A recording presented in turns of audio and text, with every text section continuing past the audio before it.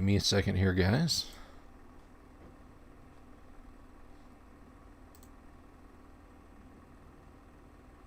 All right, good Friday afternoon, guys. We made it. It is Friday. All day, I believe. So how's everyone doing today? It's good to see you all. I'll make sure my mic is plugged in. This thing has been plaguing me. That's kind of a giant pain in the ass. But anyway, it's good to see you. I hope you're all well. Got this newfangled metal straw from a drinking cup. Anyway, hello, Adam Black.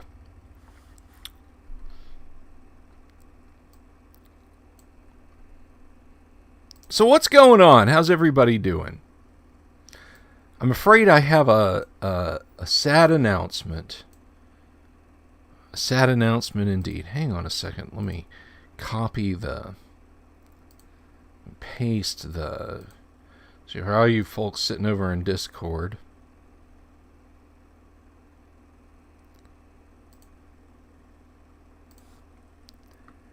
You can come watch. Join in the fun that we usually have. Usually. Yeah, I hope you're doing all right, Katie. Anyway. Yeah, I have some bad news. You can't have any advanced Dungeons and Dragons. I already have it all. I just filled up my game. We are now sitting at 16 players in the Monday night game. 16. I have it all already. So, yep. Somebody had to step up and take all the AD&D, and, well, I did.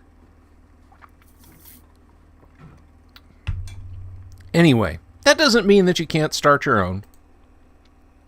Just understand, I have it all. Yesterday, we talked about psionics. No, we talked about psionic, just the one. Yesterday, we talked about psionics, where they actually appear in combat and where I think they should appear in combat, because I don't feel like psionics should go off on their own.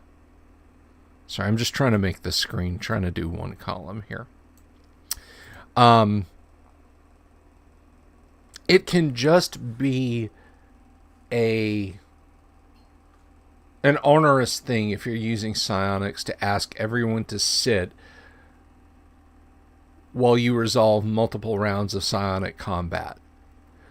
Put it in combat. Put it in regular combat. It'll make the players who don't have psionics feel a little less cut off. Again, that's if you're going to use psionics, and they are an option, but a lot is given to them in the Dungeon Master's Guide. And as we are still talking about nuts and bolts and we haven't gotten into matters of nuance, I felt, hey IR, I felt that I needed to put my 2 cents in vis-a-vis whether or not you should use them, and how you should use them. So, one of the things I'm going to do today, I'll scroll down a little bit. Actually, no, that's where I want to be. Right there. One of the things I want to do today is I want to slay a beast. I want to kill a misconception right here on a live stream. I'm going to commit murder, and I am going to destroy the idea that AD&D means screwing around with Thaco. All right. 2-hit armor class 0, THAC 0, is a baseline methodology given in first edition AD&D first before any other D&Ds, whereby the DM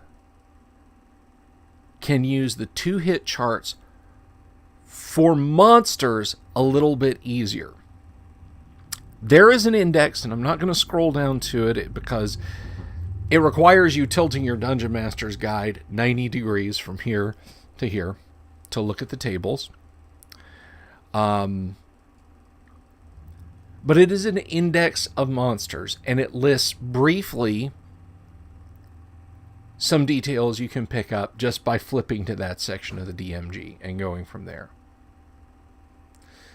One of the categories it lists is 2-hit armor class 0.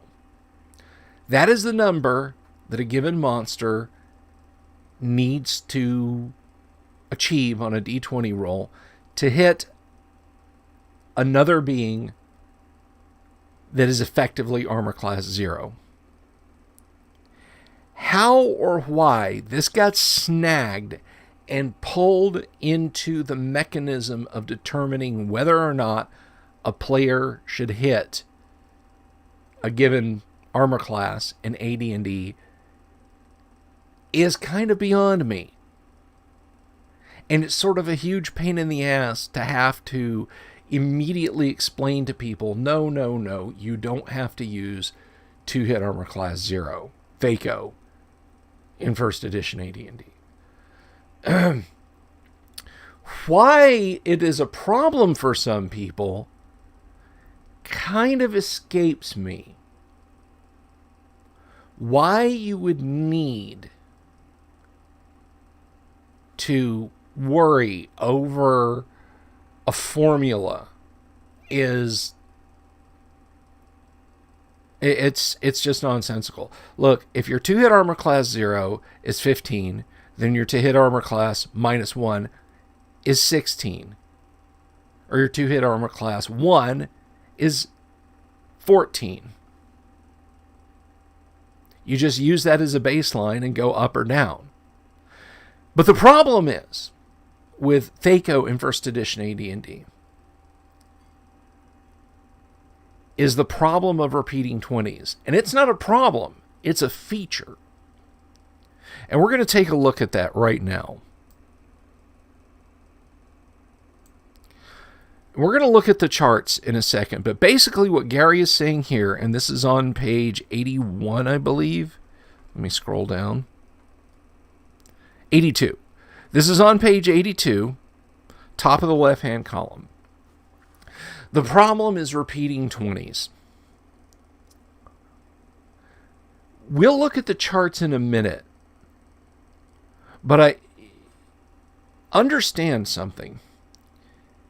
A character, let's say a given character needs a 20 to hit armor class -2. All right? Well, that means his FACO would be 19, 18, would be 18. And where you run into is if you say, okay, I need a 20 to hit armor class 2. Oh, I need a 21 to hit armor class -3. Well, my D20 only goes up to 20, so that doesn't mean I can hit it. That's not right. You get repeating 20s. So you're 20 to hit armor class 2. The next number up is not 21, it's also 20. Oh, okay, so if I roll a 20, I still hit it. No.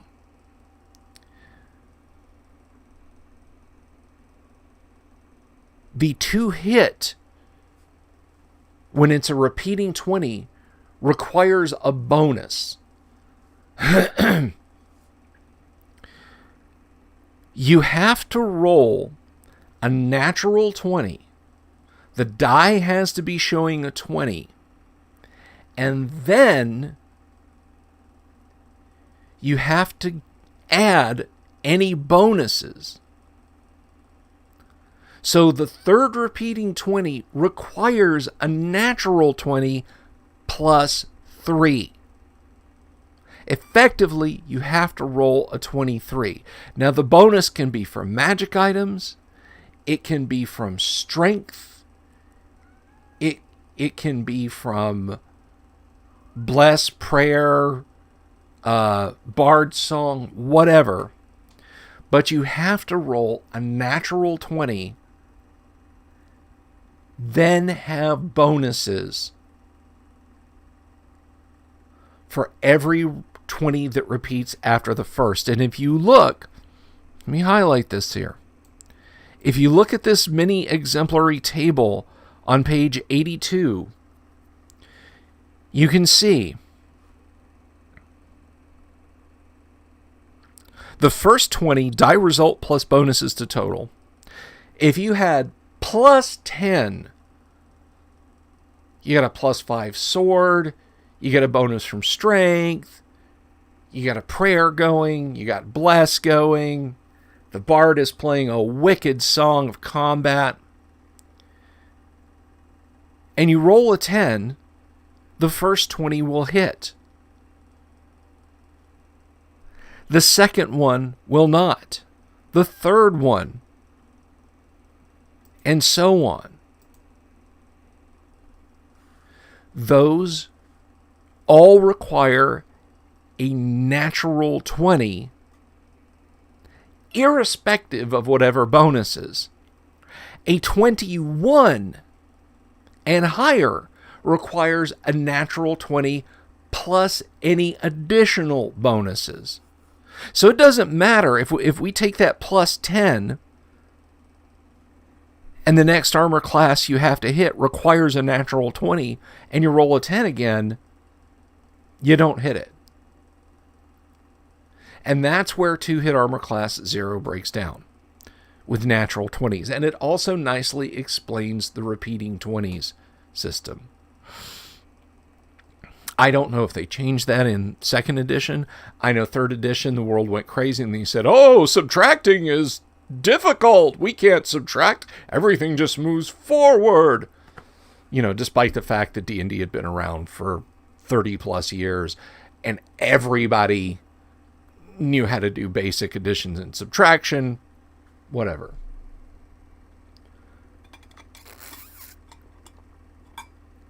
You know, if it was Thaco that they didn't like, they could have just gone back to the tables. I don't know why they did, but let's look at the tables. Now that hopefully that explains and you guys understand the natural repeating 20s. And if it doesn't, ask me. Sometimes it trips people up and it takes a couple of explanations. Let's take a look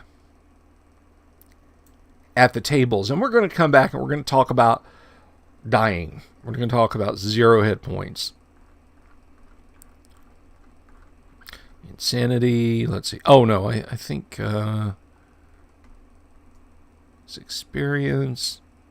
Am I going too far ahead? Sorry if I'm giving you guys scoliosis there. I think, yeah, I was past where I wanted to be. I think I want to be over on page 65.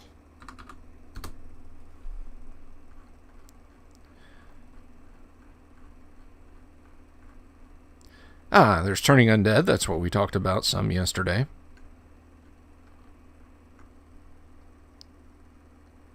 Oh, and I also want to talk about subduing characters or monsters if your characters wish to do that. There we go. There's our tables. All right. Here's the onerous psionics tables. Now, one thing I do want to point out also is there is a completely different matrix for monsters. But we are over on page 76. Or is it 74? 74, okay. And you can see, if you look right here, starting at armor class -6, you get into 21, 22, 23, 24, and 25. That means a first level fighter has to roll a natural 20, and have at least +5 bonuses on top of that to hit armor class -10. A tall order indeed. And everything after 0 requires a natural 20. This is part of the brilliance of AD&D. When people start talking about, oh, I got to use Thaco, or, we just use this formula. Okay, your armor class is 26, and that means you add your D20 roll to your... It's just look on the table. One glance at the table as a DM, and you should be able to tell the characters. It won't change during combat. The characters are keeping track of their bonuses. This table is immutable. So this is the table for clerics, druids, and monks. And note the progression. The first through third levels are always the same. 4th through 6th, 7th through 9th, 10th through 12th, 13th through 15th, 16th through 18th, and 19th. And to my fellow grognards who think that, 7th and 8th level characters are lofty to never be attained, note that these tables do go up well past that.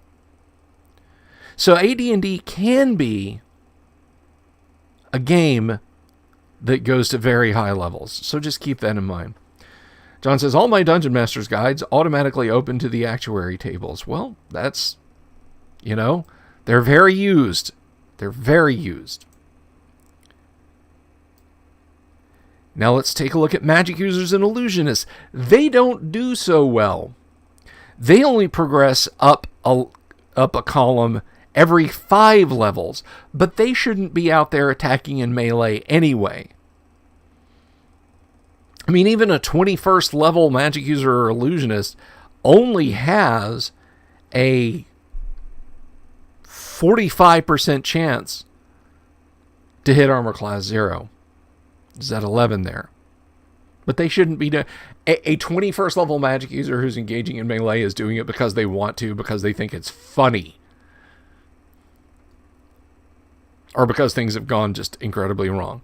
But down here,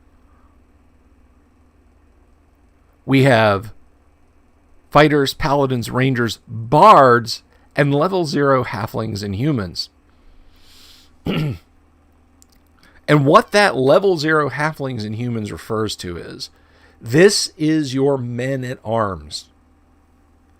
When you hire Lightfoot, Heavyfoot, whatever, to accompany you into the dungeon, protect your camp, guard your stronghold, they're using this table over here.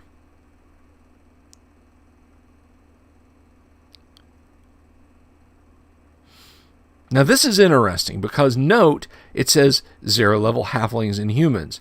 Half-elves use the attack matrix as elves do, while non-player character half-orcs use the attack matrix for monsters, which we'll check out in a second. Dwarves, elves, and gnomes are never lower than 1st level, unlike halflings and humans, which may be of 0 level. Bards fight at their highest level of fighter experience. So we see then that fighters have the easiest time of it in terms of progression. They progress to a new column every 2 levels. And finally, thieves and assassins. They have the second worst tough time of it. But they mention backstabbing here. Thieves and assassins double damage from a surprise backstab from 1st to 4th level. 5th through 8th, triple. 9th through 12th, quadruple. And 13th onward, quintuple. 5 times backstab damage when you're backstabbing as a 13th level thief or assassin. But the point of these tables is, the reason I'm showing you guys these tables and explaining repeating 20s and so on is, you don't have to do formulas. A glance down at the table is all you need. That's it. It's all you need. And this, print this page out. If all you have is a PDF and you're getting ready to run an AD&D game, print out page 74 and the next page and just have them on the table. Don't worry, when characters say, hey, I'm getting a +1 because of my longsword and a +2 because of my strength, when they roll the dice, if they say, oh, I rolled a 15, I guess I miss. If they're not adding it up and they say, I didn't hit, that's not up to you. You have your own tables to keep track of. If you tell them, give me a D20 roll, and they get all these pluses, and they don't know whether or not they hit, well, that's on them, not on you. Now, a word about these tables and about armor classes. As a DM, never tip your hand. I know this is going to sound strange to you, but never just lay your cards down where the players can see them. If they're consistently rolling 15s with no other bonuses, and missing the target, and then suddenly they roll a 16 and they hit the target, they should have an idea of what they need. Don't tell them you need a 17. Or, well, the armor, the enemy character is wearing this kind of glowy plate armor and carrying a glowy shield. They're gonna... Don't tell them exactly what the creature's armor class is. Keep it a mystery. Keep them guessing. Make them adjust their tactics if something isn't working. And absolutely don't tell them what the enemy's hit points are.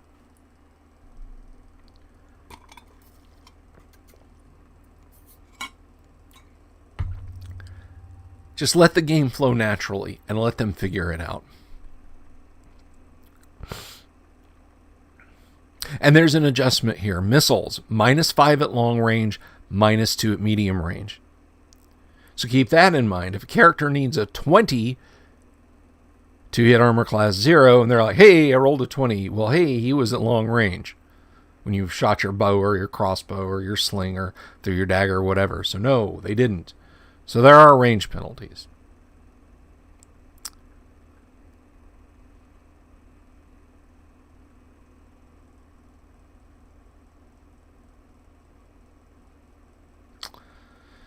John says, so how would you conceal AC if you're using the 2-hit AC adjustments? Oh,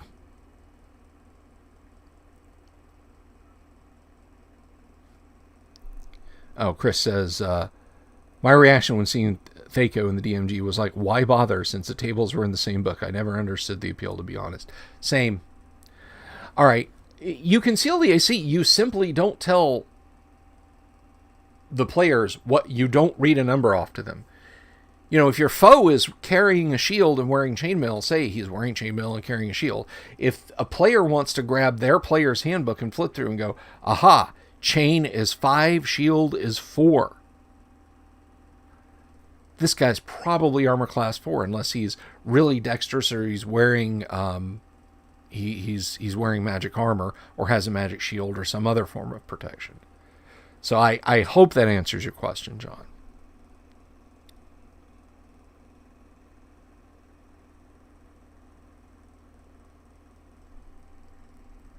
Oh. So John's asking about the armor class adjustments. I don't use that system. Gary didn't use that system. It slows the game down something fiercely, and I don't recommend that you use it at all. See, here's the problem with armor type versus weapon, or with armor class adjustments versus weapon. The problem that you run into with those is, okay, so an armor class 5 can be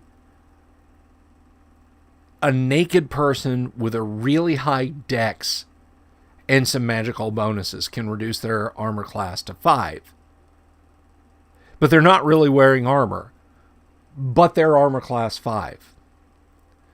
An ogre is armor class 4, but it's not because he wears chainmail and carries a shield. It's because he has really thick, tough skin. He might be wearing a bear hide over his shoulder that's absorbing some of the blows. So I really don't recommend that you use weapon versus armor type. If you do, it's incumbent on you as the DM to keep track of every opponent on the table fighting against the characters and determine what their what the actual armor worn is.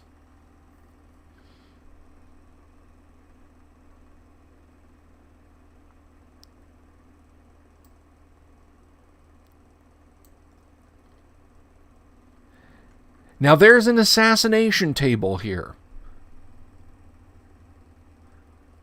This basically determines when an assassin is getting ready to murder an unawares foe. This also covers attacks on helpless opponents by any character class.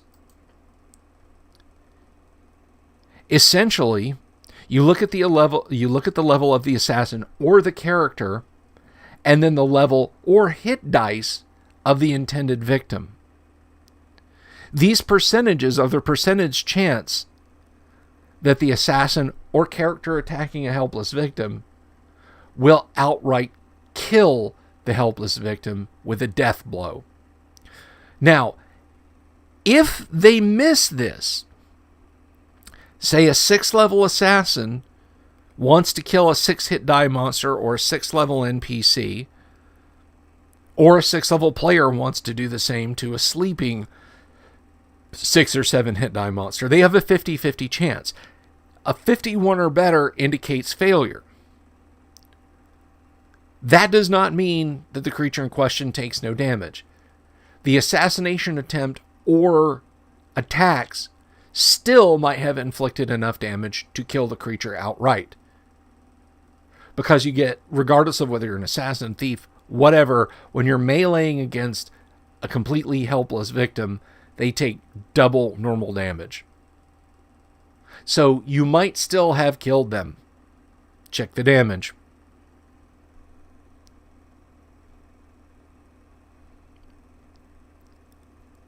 Now, monster 2 hits are similar to character 2 hits, but rather than having a separate formula or a separate table for each and every single monster, which would fill up a New York City phone book and then some,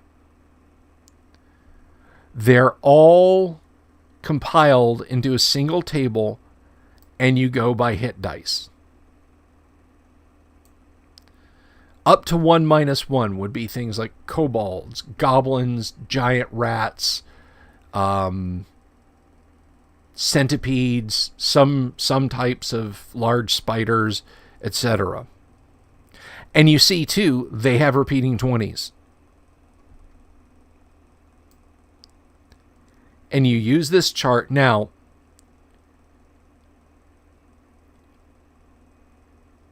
one thing that, and I can't remember if this is, if it's mentioned here, but a monster's hit dice are not just an indication of hit points, but an indication of prowess in battle. Occasionally you'll see a monster listed with like 2+3 hit dice. And what that means is they have 2d8 plus 3 hit points. In the case of the higher end, like let's say it's 3+3 hit dice, what you're to do when you have 3 or greater as a bonus to the hit dice, bump them up to the next bracket. So a 3+3 hit die monster would actually attack on the 4 to 5+ column.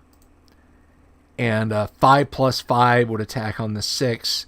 A 7+3 would attack on the 8. You get the idea. It indicates that they're just, not only that they have an additional 3 hit points, but that they've done something to earn it by dint of being more cunning, tougher, more formidable in any type of melee combat.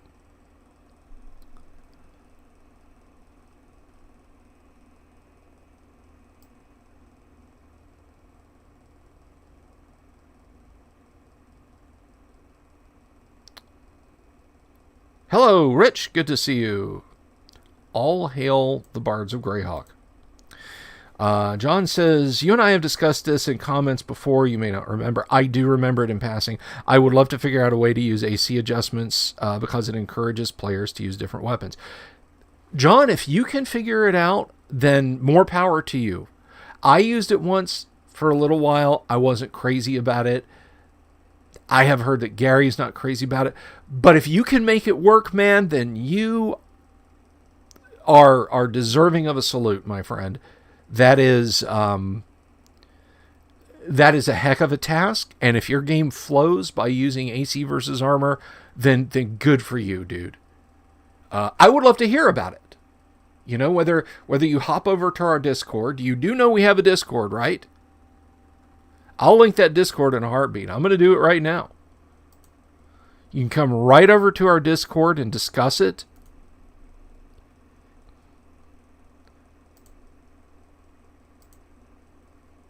Just come on over and say, hey, I made this work. Here's how.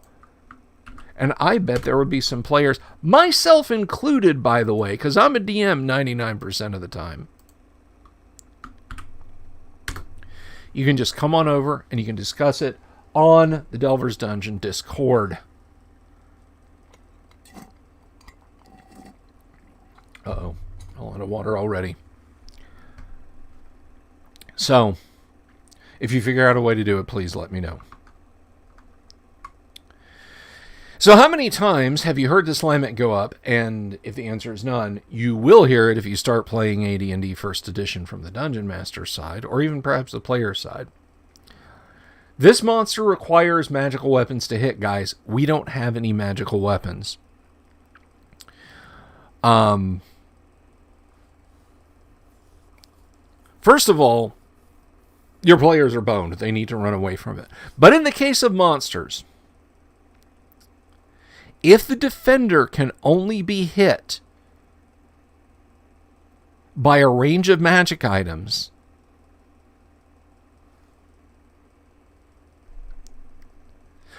then the attacker has to, if they don't have a magic weapon, if the orc chieftain doesn't have a magic sword, and you've charmed him, or you've just got a common foe, or whatever, against creatures that require magic to hit, wights, let's say, then either he must have the special ability, he or she must have the special ability to be hit by +1 or better weapons only themselves, or 4 + 1 or more hit dice. So let's consider. A wight sees a hill giant stumbling through the dungeon and says, you know, I'm going to attack that thing, and if I pull it off, I will live like a king. I will eat like a king. Your hill giant has 8 hit dice, but the hill giant in question has no magic weapons. He can still hit the wight. The wight requires +1 or better or silver weapons to hit. The hill giant, just through strength and power, can destroy the wight with a thrown rock or by kicking it.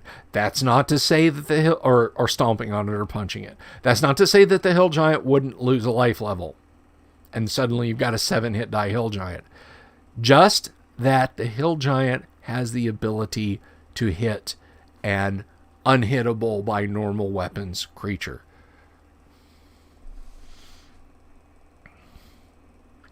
So let's talk about life and death and dying.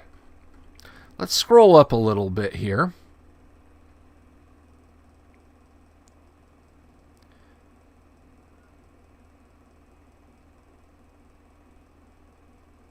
Monk's open hand attacks, directions.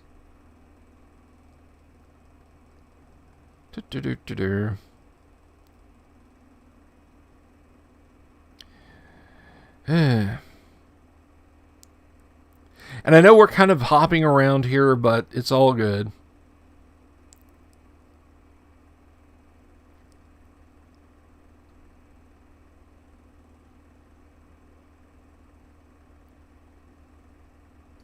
Am I going in the right direction?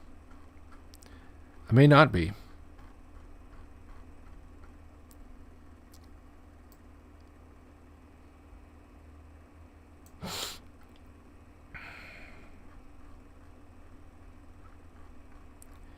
It may be later. Let's see.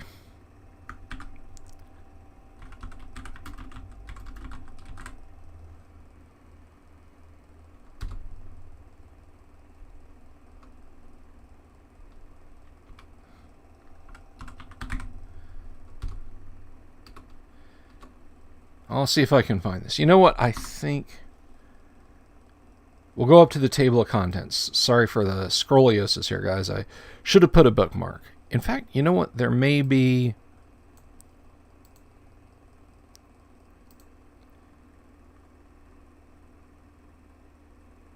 That's aging, disease, and death. That's not exactly what we're after.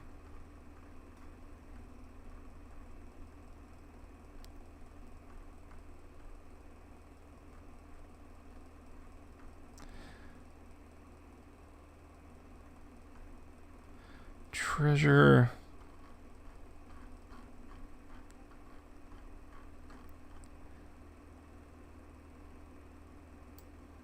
Here, I'm going to go to the index real quick, guys. Just zip down here to the index. And we're going to talk about morale, too, time permitting. And I'm going to get to some questions while I'm doing this, too. Let's see.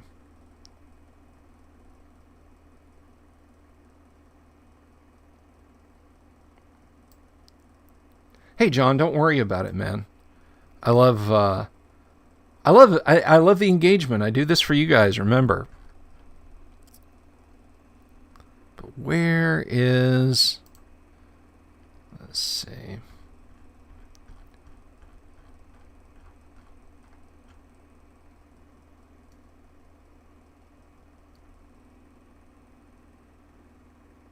So, page 110, I think, is where we want to be.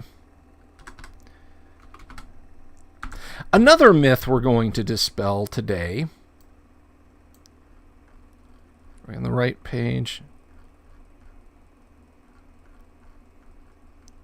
And this, again, this goes into nuance a little bit.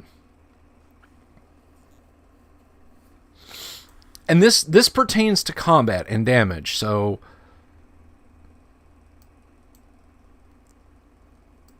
This is about nuance, and this is how I conduct my game. We're on page 110 of the Dungeon Master's Guide. Rolling the dice and control of the game. In many situations, it is correct and fun to have players dice such things as melee hits or saving throws. However, it is your right to control the dice at any time and to roll dice for the players. To expand upon this, as Gary once told me, the only reason a Dungeon Master should roll the dice is because he likes the sound it makes. You might wish to do this to keep them from knowing some specific fact. You also might wish to give them an edge in finding a particular clue, e.g. a secret door that leads to a complex of monsters and treasures that will be especially entertaining. You do have every right to overrule the dice at any time if there's a particular course of events that you would like to have occur. I know Kyle and I constantly beat on the always trust the dice are always right. There are times when you're the DM, you don't have to be beholden to the dice.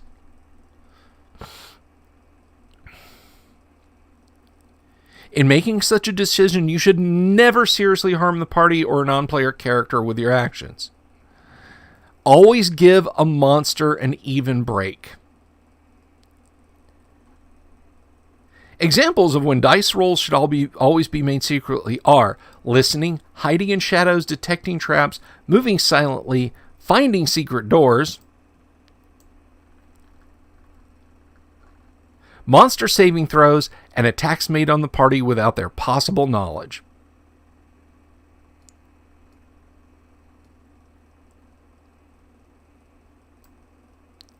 There will be times in which the rules do not cover a specific action that a player will attempt.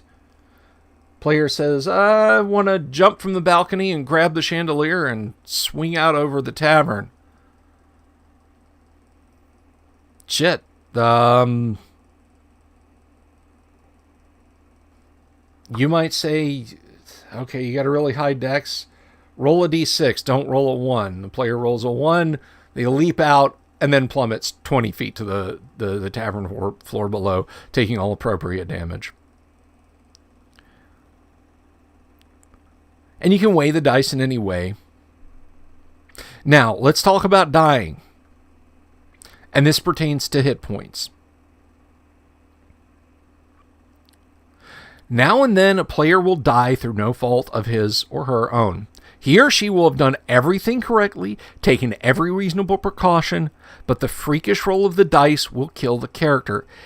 In the long run, you should let such things pass, as the players will kill more than one opponent with their own freakish rolls at some time later. How many times have you done that as a player? And if you're new to the game, trust me, you're going to see it a lot. I have thrown what I thought were incredibly challenging events before my players, and they just sliced through them. I have, in the same sessions, seen the players almost fall to the most mundane of encounters.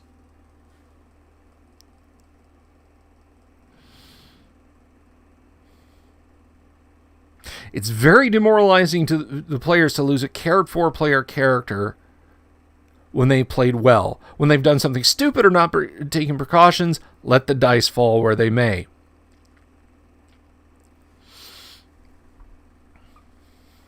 That isn't exactly the section I was looking for.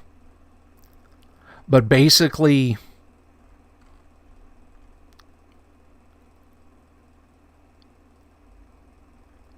there's let me see. Let me see if I can find this. This is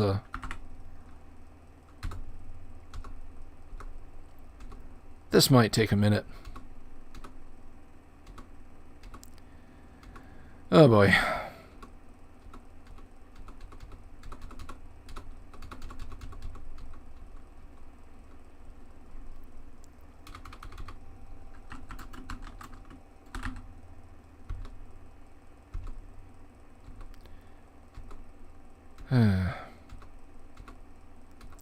I saw it earlier and I should have...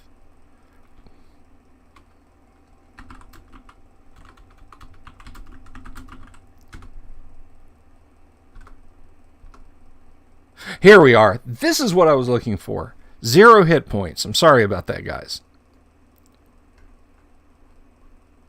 On page 82. We're on page 82. All right. So combat goes down. AD&D is not some lethal chainsaw the characters and laugh while you do it and take away everything that they know and love and that they've tried for at every turn. It simply isn't. So on page 82, Gary lays it out, and this is a perfect dovetail from combat, not the section that I thought earlier, and I apologize for that.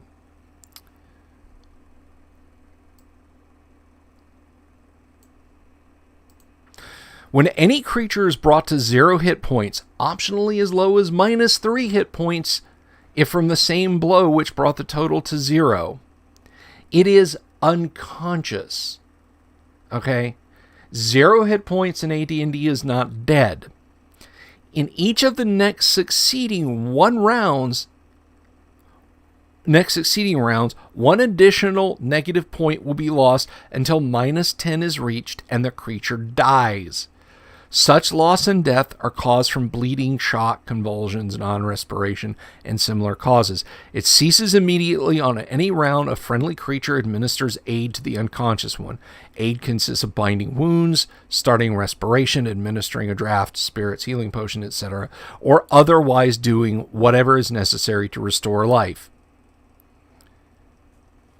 Any character brought to 0 or fewer hit points and then revived will remain in a coma for 1 to 6 turns. Thereafter, he or she must rest for a full week minimum. He or she will be incapable of any activity other than necessary to move slowly to a place of rest and eat or sleep when there. The character cannot attack, defend, cast spells, use magic devices, carry burdens, run, study, research, or do anything else. This is true even if cure spells and or healing potions are given to him or her, although if a heal spell is bestowed, the prohibition no longer applies. If any creature reaches a state of -6 or greater negative points before being revived, this could indicate scarring or the loss of some member, if you so choose. For example, a character struck by a fireball and then treated when at -9 might have horrible scar tissue on exposed area of flesh, hands, arms, neck, face. So what Gary's telling us here is after combat, when the dust settles, if you have a character who's been knocked down to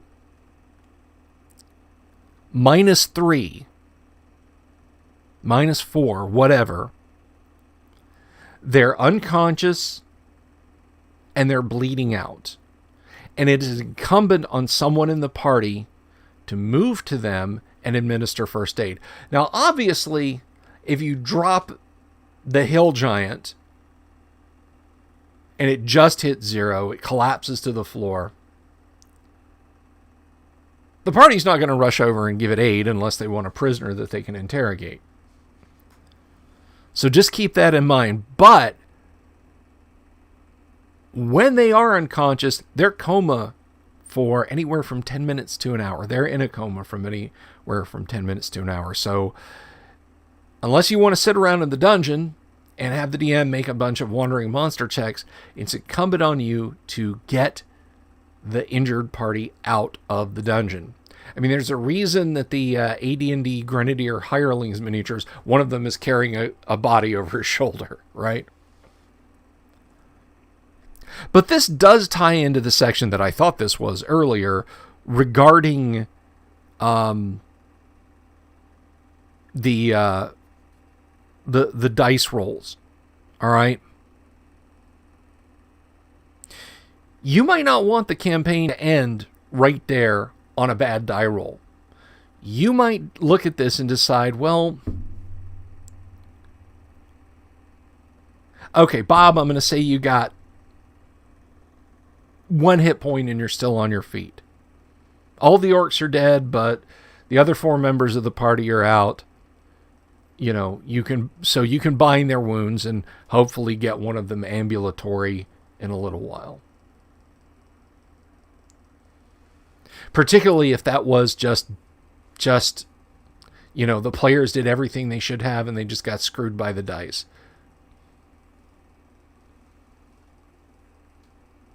Now, one little notice here I do want to bring up, because I've let players do this before.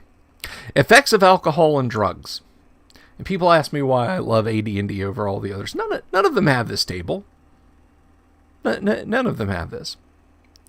Intoxication, regardless of how you do intoxication, has effects on bravery, morale, intelligence, wisdom, dexterity, charisma, and attack dice and hit points.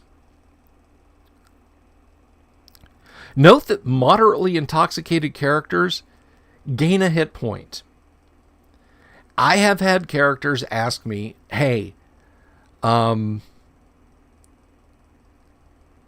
since we're on our way out of the dungeon, can we have this character drink 2 or 3 full skins of wine and get an extra hit point just in case we get attacked?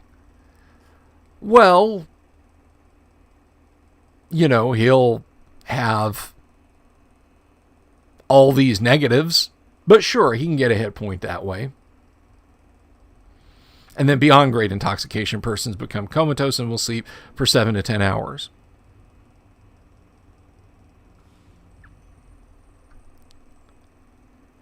Now, the bravery modifier, as far as I'm aware, the only thing I've ever used that for is for effects against fear. So to give a bonus to a save versus a spell or an effect that would cause fear. Because, I mean, let's face it, after you've had a few, you're 10 feet tall and bulletproof, so The charisma modifiers are funny because, I mean, we all think we're better looking after we've had a couple, right? Bravery is covered in the non-player character characteristics section of the book. So I'm just talking about players when I mention bravery there. Increases in bravery simply move the character upward until foolhardy is attained.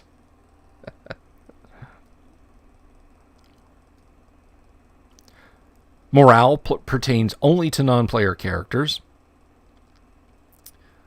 Intelligence, wisdom, dexterity, and charisma indicate the number of points various characteristics are lowered temporarily due to intoxication. Attack dice for missile or melee combat are lowered according to the penalty shown. Note that the opponent's saving throws versus magical attacks made by an intoxicated character are raised by the same number.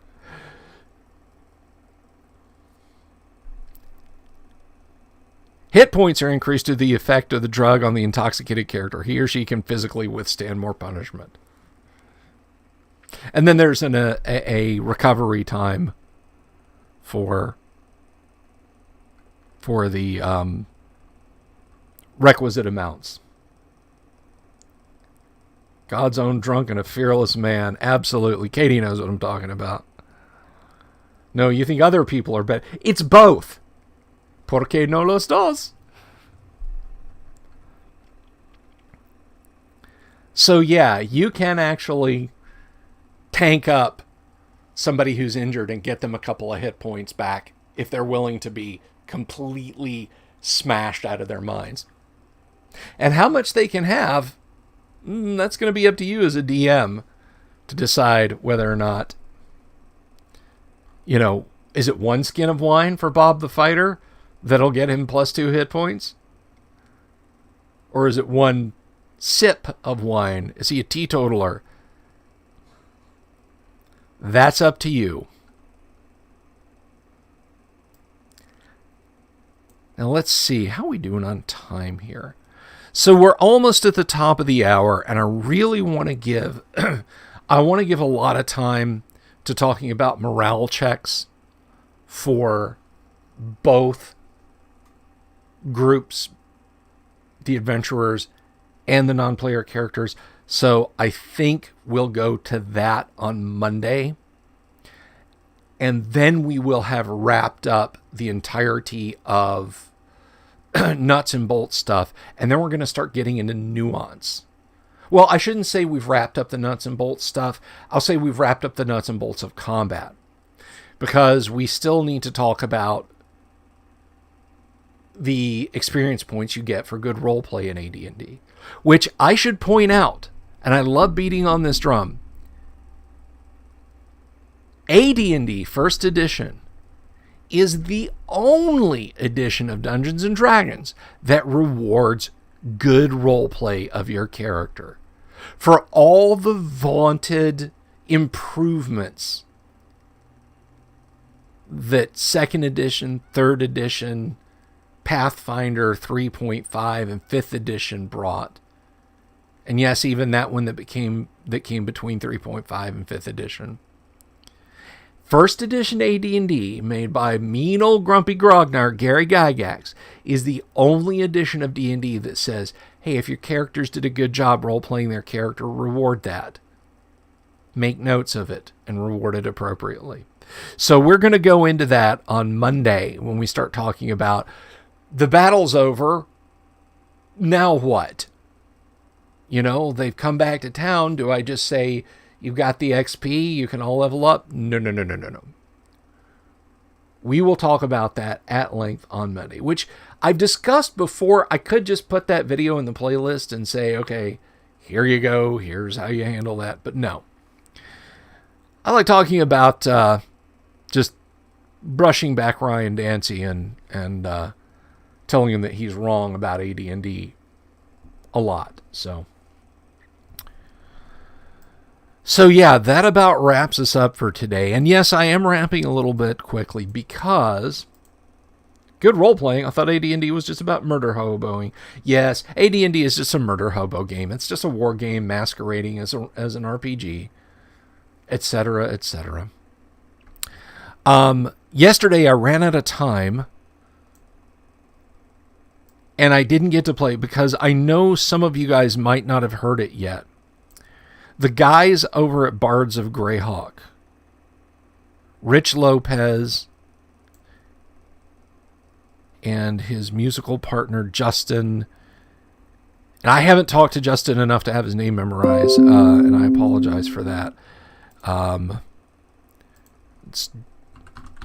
No, not Justin, Jeremy. I was looking at my instant messenger. Jeremy Barber. So Rich Lopez and Jeremy Barber. I've been saying for a long time, you know, I wish I had an intro and outro to play for you guys.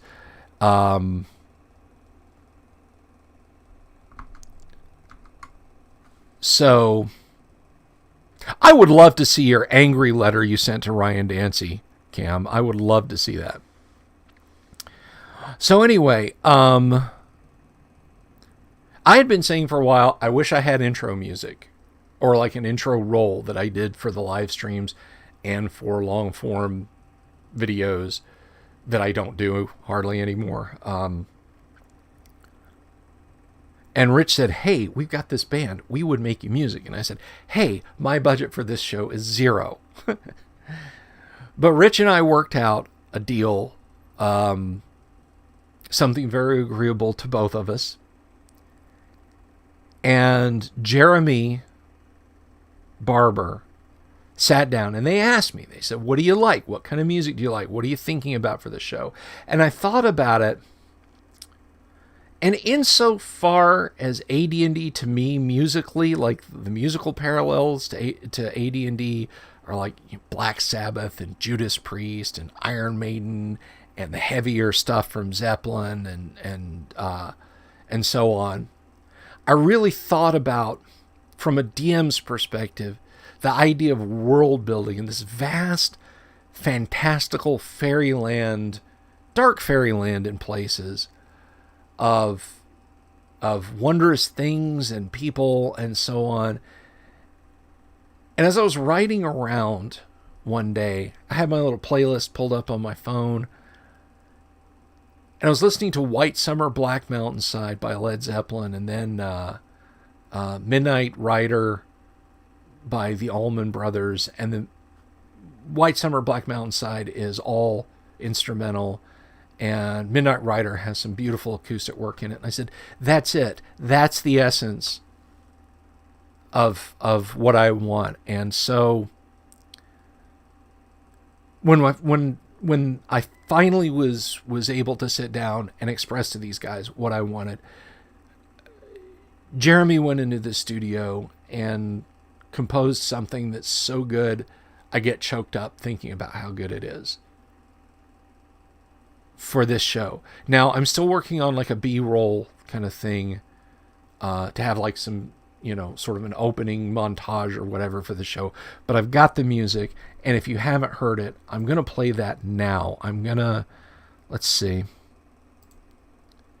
I'm going to play that, and I'm not going to talk through it, but if you guys want to, you know, if you guys want to make comments in the various streams, you can. Let me make sure I haven't missed anyone over on Facebook. I have not. Nobody joined us on Facebook today. Boo-hoo. But I'm going to play that for you guys now. This is basically... the track is called Summer Mountains.